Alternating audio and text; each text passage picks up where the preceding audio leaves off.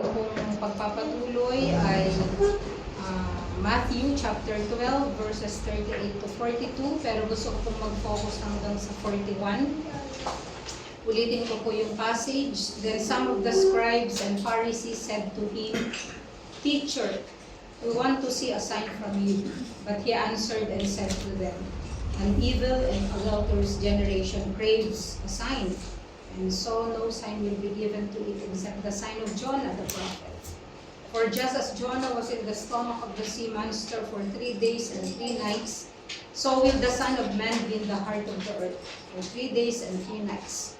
The men of Nineveh will stand up in this generation at the judgment and will condemn it because they repented at the preaching of Jonah, and behold, something greater than Jonah is here."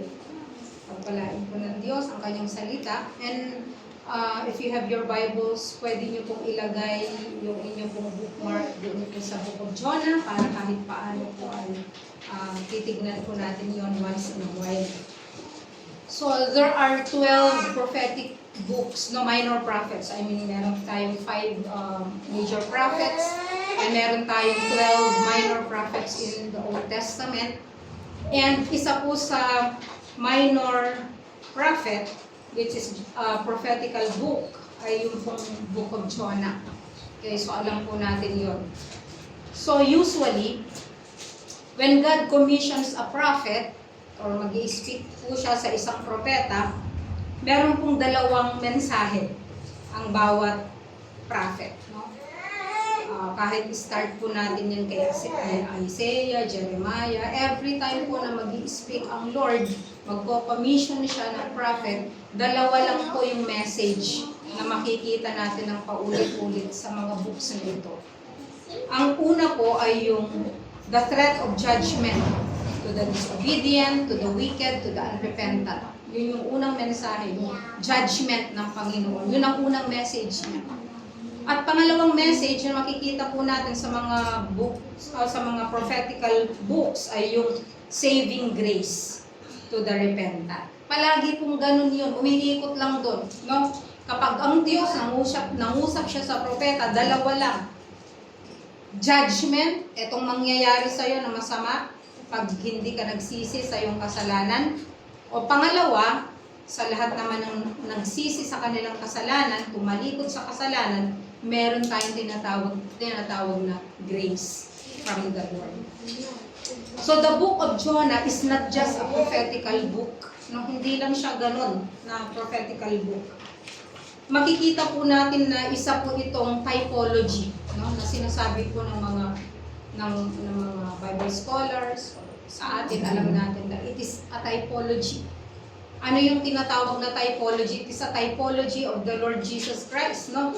So, yung Book of Jonah, kagaya po ng mga ibang prophetical books, naglalaman nga siya ng judgment, naglalaman din po siya ng promise of the saving grace, His saving grace. So, makikita natin sa Book of Jonah, dun sa Jonah chapter 3, verse 4, ang sabi dito, "Then Jonah began to go through the city 1 day's walk, and he cried out and said, 'Yet 40 days, and Nineveh will be overthrown.'" So yun yung judgment, na 40 days na palugit. Pag hindi kayo nagsisi sa kasalanan nyo, you will be overthrown. Okay? And the word overthrown here comes from the Hebrew word hafak, which means to destroy, to turn upside down. So, it was a literal death sentence, no?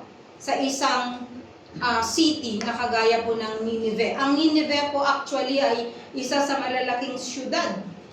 Sa panahon po ni Jonah, nag-repent sila. But after that, bumalik ulit yung kanilang wickedness, at makikita po natin to sa Book of Nahum, no?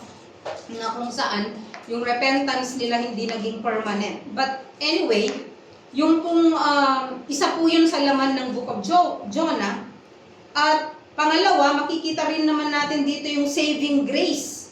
Kasi po doon sa verses 5 hanggang 9, ganito pong sinasabi, "Then the people of Nineveh believe in God." No? Nung nag-preach po si Jonah, ang sabi dito, the people of Nineveh believed in God and they called a fast and put on sackcloth from the greatest to the least of them. Lahat nag-fasting. When the word reached the king of Nineveh, he got up from his throne, removed his robe from himself, covered himself with sackcloth, and sat on the dust. And he issued a proclamation, and it said, in Nineveh, by the decree of the king and his nobles, no person, animal, herd, or flock is to taste anything. They are not to eat or drink water, but every person and animal must be covered with sackcloth, and people are to call on God vehemently, and they are to turn each one from his evil way and from the violence which is in their hands. Tignan po ninyo, no? Na pati yung king, nagrepent siya. No? Sabi dito sa verse 9, who knows? God may turn and relent and turn from his burning anger so that we will not perish. So ano yung response nung mga tao doon sa preaching ni Jonah about the judgment of God? Automatic, di ba?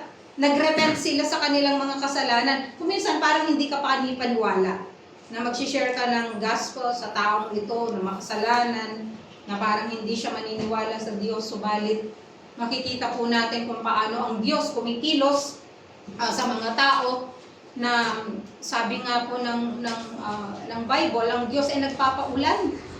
Di ba? Both on the righteous and the ungodly. Ibig sabihin, pareho pong pagmamahal ng Diyos sa lahat ng tao, makasalanan at hindi makasalanan. Kaya nga po, ang pagtawag niya sa lahat ay yung repentance. And so sa verse 10, ganitong sabi, when God saw their deeds, that they turned from their wicked way, then God relented concerning the calamity, which He had declared He would bring upon them, and He did not do it. So, ganun po yung makikita natin, no? Sad to say, sa ibang books, makikita po natin na kagaya po sa Jeremiah, na kahit po umiiyak na si Jeremiah, di ba? Hindi po nagrepent, di ba? Ang Israel. Sa Ezekiel, di ba? Kung ano-ano nang pinaggagawa ni Ezekiel. Meron yung matutulog siya na sa iba-ibang position. Meron mga ginagawa na pinuutos ng Diyos, subalit ang Israel po ay hindi nagrepent. Pero dito po, hindi po Israel ang nagrepent. No? Iba pong lahi. Ibig sabihin, Gentile. Ang Diyos, even in the Old Testament, pinapakita na po niya na salvation is for all. No? Hindi exclusive ang pagmamahal ng Diyos sa Israel, kundi kahit po sa Nineveh. Although may judgment dahil sa kanilang kasalanan at kasamaan, nandun pa rin yung pagpapatawad po niya. And sabi ko nga po, bakit, no? Ang Book of Jonah, kung papansinin po ninyo, nakatuon kay Jonah. Napansin po ninyo, it's like a biography. Di ba sa ibang mga books, saan nakatuon ang book? Sa message. Di ba? Pero dito po sa Book of Jonah, makikita po natin na hindi lang sa message nakatuon, kundi mismo sa kung sino si Jonah as the prophet. Napansin po ninyo ito na parang ang kinukwento dito, yung buhay niya, kung paano siya nag-rebel, yung tawag niya, paano siya nag-rebel, paano siya nag-minister, no, sa mga tao sa Nineveh. Because this is an example of typology. Kaya makikita natin dun sa verses 38 to 41, ine-explain dito na Jonah is a picture of what is coming ahead.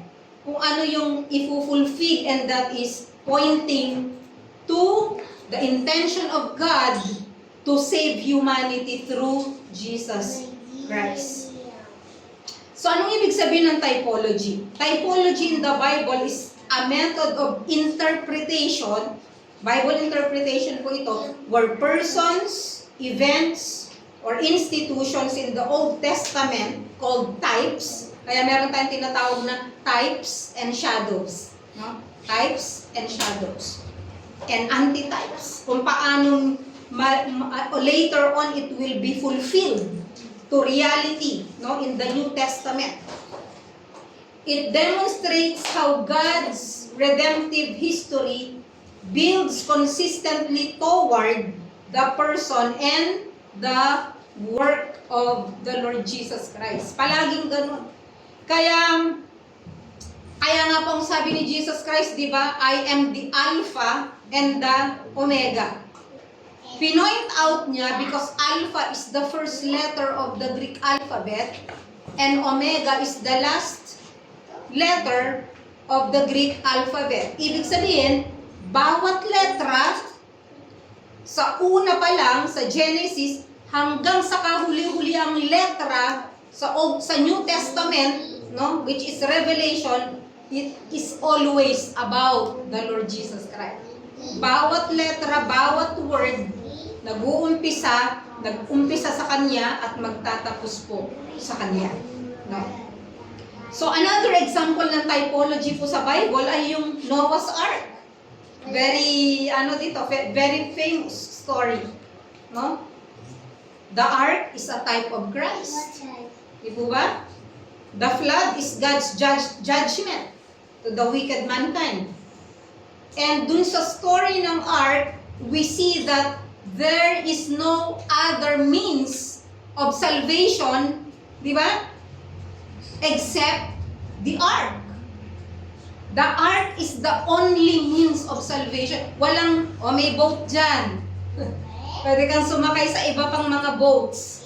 Or mag-build kayo ng iba pang mga maliliit na ark. Para sa ganun yung iba, pwede silang pumunta doon. No.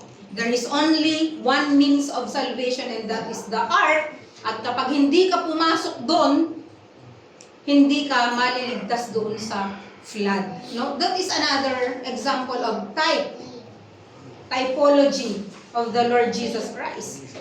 And Christ took upon Himself the judgment for the salvation of many. Siya yun. Siya yung ark na kinakailangan natin.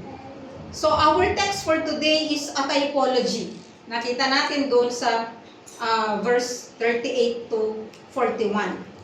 Sabi sa verse 40, for just as Jonah was in the stomach or in the belly of the sea monster for 3 days and 3 nights, so will the Son of Man be in the heart of the earth for 3 days and 3 nights. Okay, bakit sinabi yung verse 40?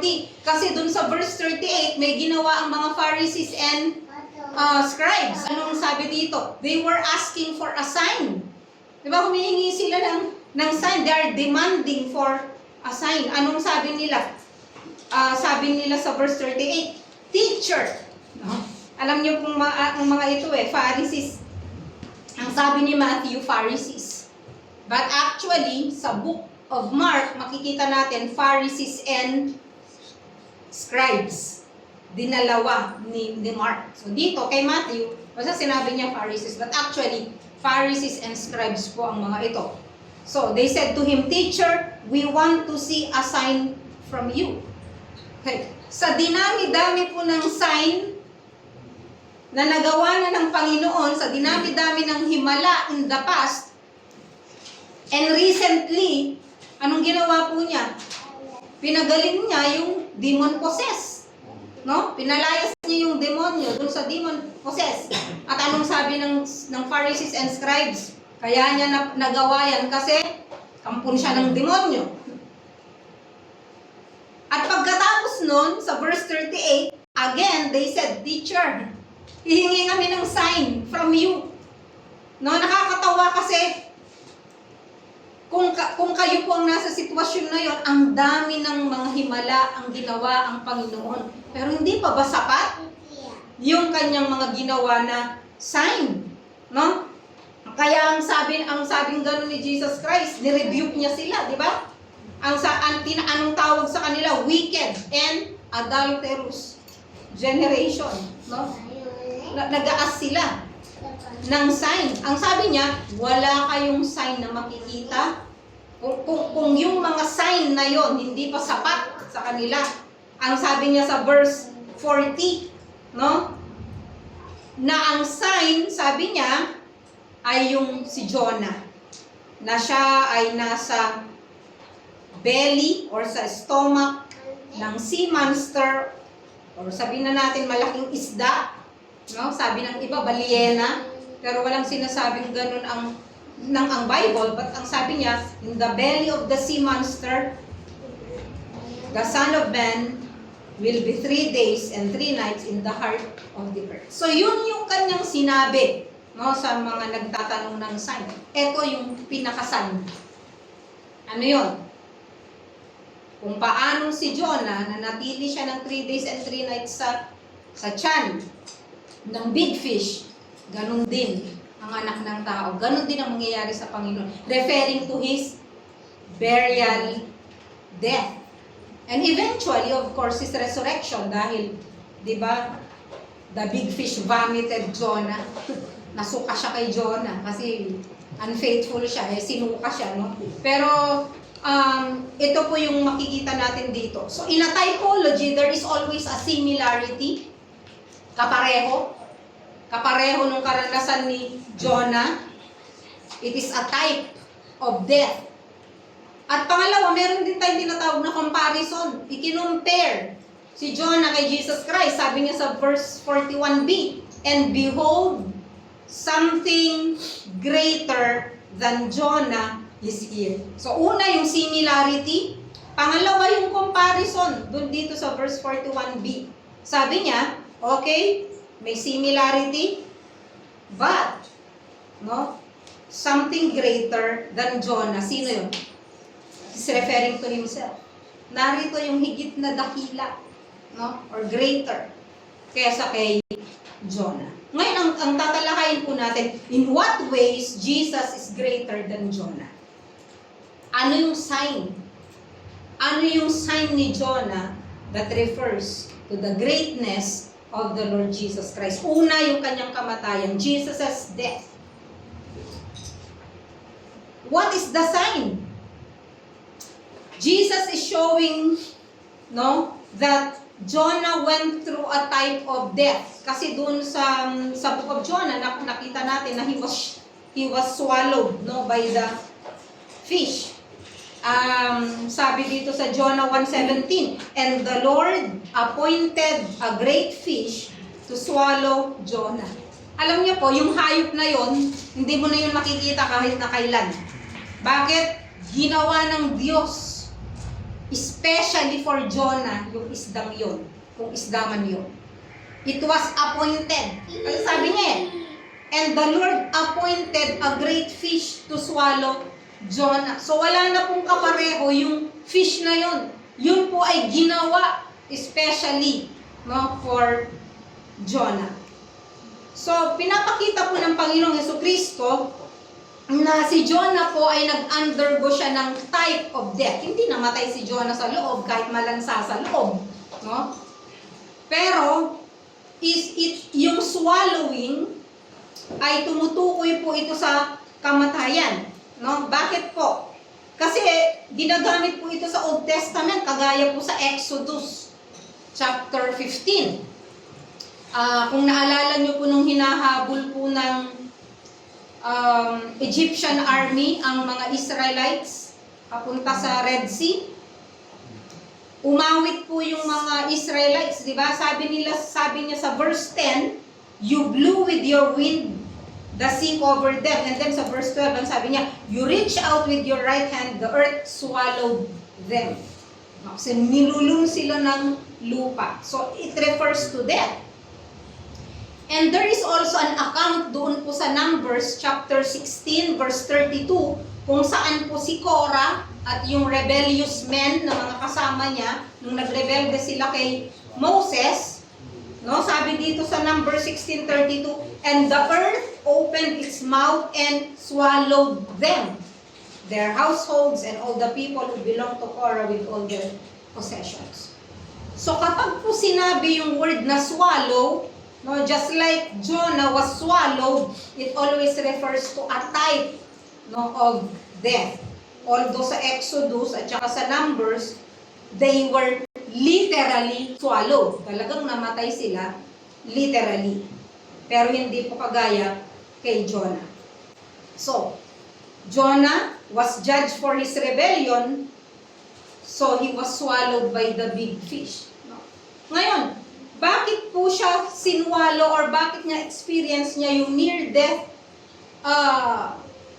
experience? It's because of his rebellion. Bakit? Kasi ang sabi nga sa Jonah, di ba, chapter 1, verse 1, the word of the Lord came to Jonah, the son of Amittai, saying, Arise, verse 2, go to Nineveh, the great city, and cry against it, for their wickedness has come up before me. Pero sa verse 3, anong sabi? Pagkasabi ng Diyos yun sa kanya, Jonah rose up to flee to Tarshish from the presence of the Lord. So he went down to Joppa, found a ship which was going to Tarshish, paid the fare, and went down to go with them to Tarshish from the presence of the Lord. So, pagkakautos ng Diyos kay Jonah, ang agad ginawa ni Jonah na para bang hindi siya mahahanap ng Diyos, takbo! He went to the opposite direction. Kung papunta ito sa Nineveh, pumunta siya sa Tarshish. No? Binayaran niya yung kanyang fee, no? Detalyado, ibig sabihin, nag-effort talaga siya para tumakas doon sa calling na ibinigay ng Panginoon sa kanya. No?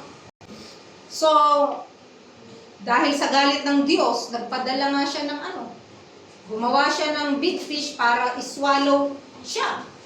And nadamay pati yung barko, di ba, na kanya pong sinasakyan. Makita po natin yung account ngayon. Kasi maikli lang naman ang book of Jonah hanggang chapter 4 lang. So makita natin talaga yung kwento na he was punished, he was not just being corrected, or parang reformed, he was really punished. Talagang pinarusahan siya ng Diyos. Alam natin yan, Romans 6:23a, for the wages of sin is death. No? Talagang mamamatay si Jonah pagka sa present age natin na ito at talagang ipinakita ng Diyos yung kanyang punishment. Talagang death ito, hindi lang yung naswallow siya ng isang big fish, no? So ano po ang nangyari kay Jonah? Nagrepent din po siya, sumunod din po siya. Okay, Jonah chapter 1, verse 12 to 15, nakita natin yung account. So God spared the sailors. Diba, naalala nyo yung mga sailor na natakot sila dahil nagkaroon ng storm. Tapos, biglang nag-confess dito si Jonah. Sabi niya, akong itapon nyo kasi, sabi niya, I am fleeing from God. Pinakilala niya, I am a Hebrew. I fear God, sabi pa nga niya eh. Pero, ako ay tumatakas sa kanya. And because of that, tinapon siya, and after that, it led also to the repentance of Nineveh nung nag-start po siya na mag-preach. So he preached to Nineveh and God lifted the judgment from Nineveh. Okay, so how did Jesus' death greater than Jonah's near-death experience? Number 1, because Christ's death was a real death. Talagang namatay siya. Sabi ng John 19:33, no? Chinek talaga ng Roman soldiers kung talagang namatay si Jesus Christ. And of course, alam ng lahat na namatay siya kasi inilibing siya. At kahit yung mga women who went to the tomb early on Sunday, they were not expecting a risen Lord, or they were not expecting na si Jesus ay buhay. Alam nila patay siya. So we know that Christ's death was a real death. Pangalawa, it is greater because Jesus' death ay naranasan niya, he experienced this death, but he did not deserve it. Hindi niya deserve na mamatay. If you remember the conversation between the two thieves na nabanggit ko last time, di ba, makikita po natin na sabi nung isa, iligtas mong yung sarili. If you are really the Son of God, iligtas mong yung sarili. Pero ang sabi nung isa, we are suffering justly because of our sins. Pero itong taong to, he is sinless. No? So Christ's death was greater, no? Because he did not deserve it. At pangatlo, Jesus' death is greater because it is done out of full obedience. Nag-obey siya. Hindi po kagaya ni Jonah na nag-disobey siya, bandang huli mag-o-obey siya. Pero sa umpisa talagang nag-disobey siya. Jonah ran away from God. And God pursued him in wrath. No? Pero si Jesus Christ, dun sa Luke 9:51, nakalagay, Jesus was determined to go to Jerusalem. No, alam niya, he is going to face his death. Kasi nga, he's going to fulfill the mission na pinapafulfill ng Lord, ng Father sa kanya.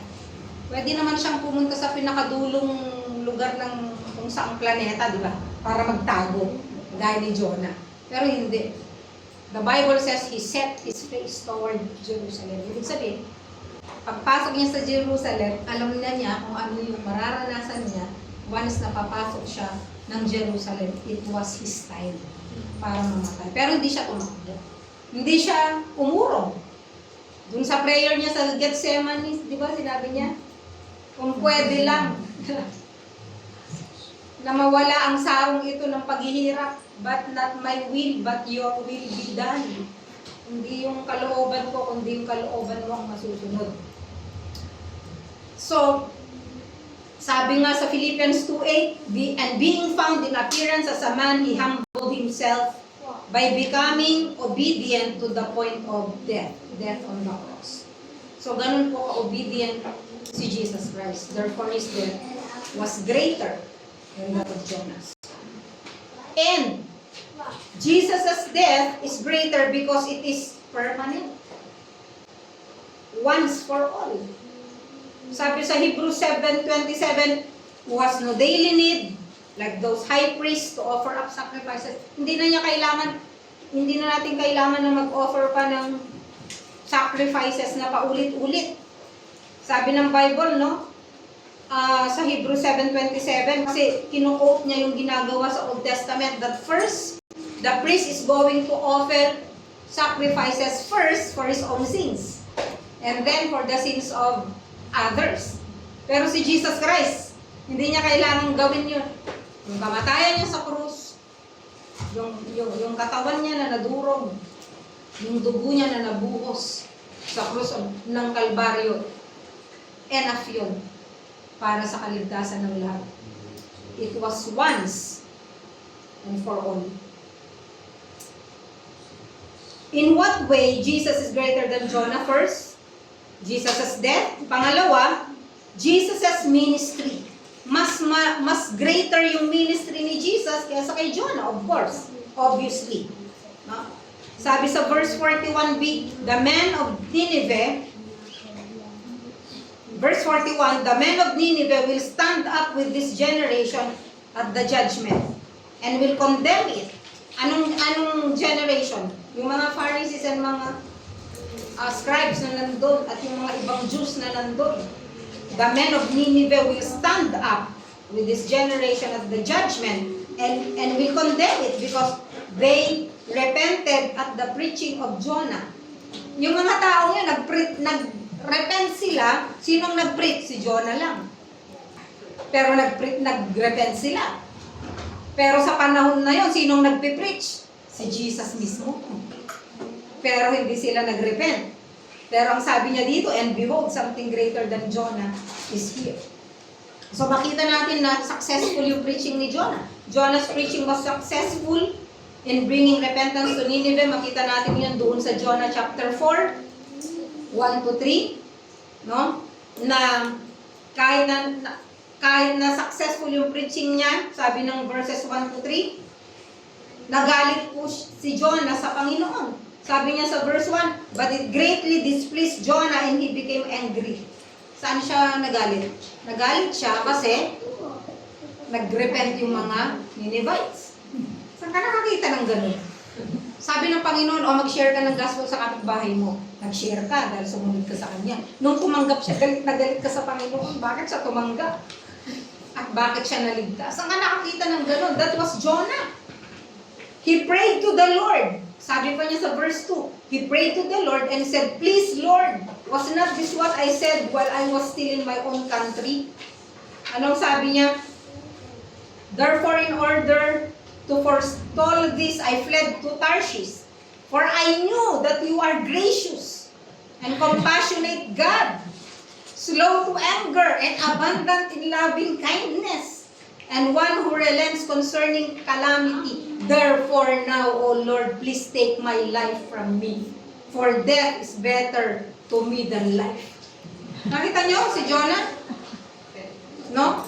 Lord, alam ko na napakabuti niyo, kaya sige, kunin niyo na ako, ayoko na mabuhay kasi pinatawad niyo sila. No? Di ko alam kung natatawa kayo nung binabasa niyo ang Book of Jonah.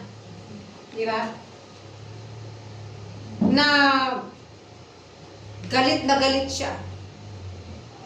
So, hindi po siya faithful. Jonah is actually not faithful. Napilitan na nga lang to eh. No? He was unfaithful kahit po sa umpisa pa lang kasi tumakbo na siya. Ngayon, nung nag-obey, masama naman sa loob niya yung kanyang obedience. But Jesus is faithful. No? Sabi sa John 4:34, He said to them, "My food is to do the will of Him who sent me and to accomplish His work." Jesus is our faithful Savior. Kasi kung hindi naging faithful si Jesus Christ, wala po tayo ngayon, wala tayong salvation. Kung tumakbo po siya, nagpunta siya ng Saturn, nagtago, kung saan man, or ayaw niya talagang mamatay sa krus, wala po tayong kaligtasan. And also, of course, greater po yung ministry niya. I mean, yung extent ng ministry. Kasi si Jonah, ang nasave lang yung mga nasa Nineveh. Di ba? Just to a specific group of people. Sila lang yung successful yung kanyang preaching. Na-save ang 120,000 na tao. Di ba? Pero si Jesus Christ, ilan po ang na-save? At ilan po ang nasisave pa sa lahat po ng panahon ng kanya pong pagbabahagi. No? Si Jonah po ay kagaya po, or it's like a type of resurrection when he was restored. He brought 120,000 people in Nineveh. And makita po natin na si Jesus Christ, nung nag-iwan siya ng Great Commission, Matthew chapter 28, 18-20, anong sabi niya dito? "Go and make disciples of all nations, baptizing them in the name of the Father, the Son, and the Holy Spirit, teaching them all things." Ibig sabihin, yung extent ng kanya pong ministry, hindi lang sa period na yon, kundi inutusan niya po ang lahat ng kanyang mga disciples, lahat ng mga nananampalataya sa kanya, to go and make disciples of all nations. Kaya kasama po tayo sa mga naligtas sa panahon na ito. And, of course, He is greater as a person. Kasi, sino po si Jesus Christ? Sabi ng Philippians chapter 2, di ba? Although He is God, He is same as God. Hindi niya po inari na maging kapantay po siya ng Diyos, kundi, sabi ng Bible, siya po ay nagkatawang tao. No? At siya ay naging masunurin hanggang sa kanyang kamatayan sa krus. So, kino-compare po ni Jesus Christ si Jonah sa kanya, but he is greater than Jonah. And this is also a call for them to repent, actually. Na parang sinasabi niya, I'm going to die. I am going to die and I will be doon po sa heart of earth para sa kasalanan po ng lahat. And by the way, kasi baka magbilang kayo 3 days, 3 nights. 3 days, Friday siya namatay, Saturday, Sunday, Monday. Diba? Okay, ganito lang pong solusyon niyan. Kasi po, ang mga ancient writers, even po ang scripture, binibilang po nila always yung parts as a whole. Ibig sabihin, pag sinabing Friday, Saturday, Sunday, nandun yung bilang. Friday, Saturday, Sunday, nandun na po. Kaya, that's an idiom that Jesus was speaking when talking about 3 days and 3 nights. Para pong yung 40 days and 40 nights. Ganun po yung kanila pong pananalita. Pero ikinukumpara niya yung kanyang sarili dun sa kanyang kamatayan. Alam niyo po mga kapatid, ang Panginoon sa kanya pong pagmamahal sa atin, siya po ay naging obedient, hindi kagaya po ni Jonah. He willingly obeyed his father. He willingly emptied himself para sa ganun maging kapareho po natin siya, makasama natin siya. Siya po ay lumakad dito sa lupa. At ino-offer po niya yung salvation para po sa lahat ng nagnanais na magkaroon ng buhay na walang hanggan. So that was the sign that Jesus was telling to the Pharisees and to the scribes, no? Na binibigyan nila siya ng palaisipan na sa dami ng sign na ginawa ko, no? Ang sign na huli na pwede kong ibigay ay yung ang anak ng tao ay magiging 3 gabi at 3 araw sa sinapupunan o sa belly ng seaman's. So ang sinasabi po dito ay ang Panginoong Jesucristo po, yung kanyang ginawa ay permanent, yung kanya pong ginawa ay voluntary, yung kanya pong ginawa ay isang commitment para po ibigay ang kanyang buhay para po sa lahat ng nagnanais ng isa pang buhay.